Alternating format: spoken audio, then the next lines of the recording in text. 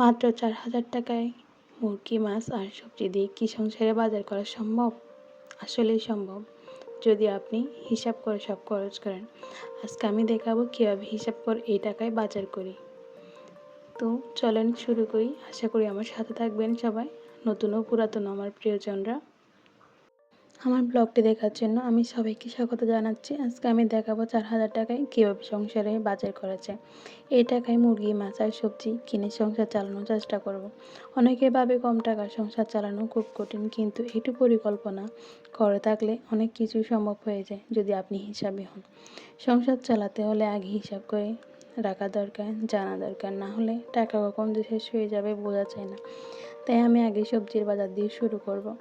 আমি বাজার থেকে আপনার ভাইয়াকে দিয়ে আলু আনিয়েছিলাম 200 টাকা, বেগুন নিলাম 80 টাকার, আর শসা নিলাম একটা। শসা মানে আমরা ফল বলে দেখি, ওইটা 100 টাকার, আর লাউ নিয়েছিলাম একটা 100 টাকা। আর এরপর আমি আসার সময় প্যান থেকে 50 টাকা শাক নিয়েছিলাম। কয়েক রকম সবজি নিলাম যাতে কয়েকদিন রান্না করা যায়। সবজি মোট এখানে 51 টাকার হলো। এখন আমি মাছ কিনবো। আসলে ছোটো মাছ কিনতে চেয়েছিলাম কিন্তু পারিনি। আমি তেলাপিয়া মাছ কিনেছিলাম এখানে 400 টাকার। তেলাপিয়া মাছ আসলে খেতে ভালো লাগে আর কয়েকদিন রান্না করা যায়। আমরা যেহেতু মানুষ কম, এটা কয়েক ভাগ করে রান্না করলে অনেক দিন চলে যায়। তারপরে একটু বড় মাছ বলতে এখানে আমি নিয়েছিলাম জাটকা ইলিশ। জাটকা ইলিশটা খেতে ভালো লাগে, ফ্রাই করে খেলে ভালো লাগে। 600 টাকা নিয়েছিল এই জাটকা ইলিশ মাছ।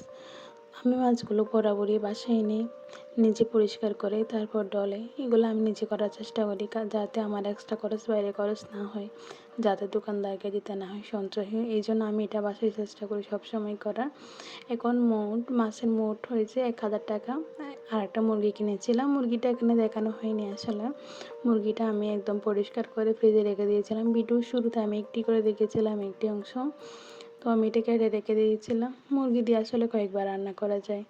আসলে আমরা যদি হিসাব করে খরচ করে রান্না করি, হিসাব করে করি সব কিছু, তাহলে অনেক দিন কাটানো যায়। এমন না যে আমরা প্রতিদিন মাছ খাই, প্রতিদিন মুরগি খাই, এরকম না।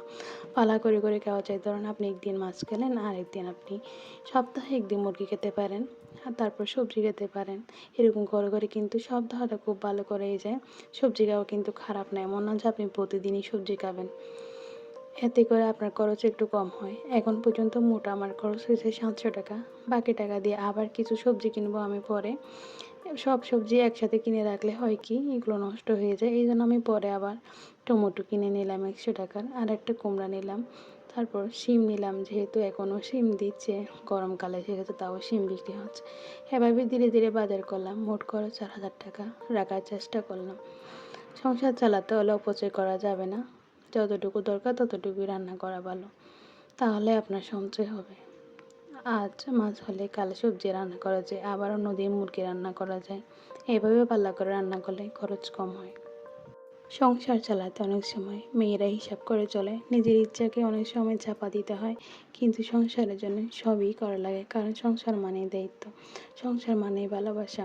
টাকা কম হলেও মনটা বড় হতে হয়, এটা কিন্তু লজ্জার কিছু না। আপনি টাকা কম এখানে বিষয় সেটা না, আপনি কম টাকা কীভাবে ম্যানেজ করে আপনি সংসারটা চালাচ্ছেন, এটাই হলো বড় বিষয়। কীভাবে আপনি সব কিছু মেনটেন করছেন, তাই বুঝে খরচ করলে সংসারটা ভালোভাবে চলে। একটু কষ্ট আর ধৈর্য থাকলে সব করা সম্ভব। আসলে কম টাকা থেকেও সুখে থাকা যায়, সংসার করা যায়।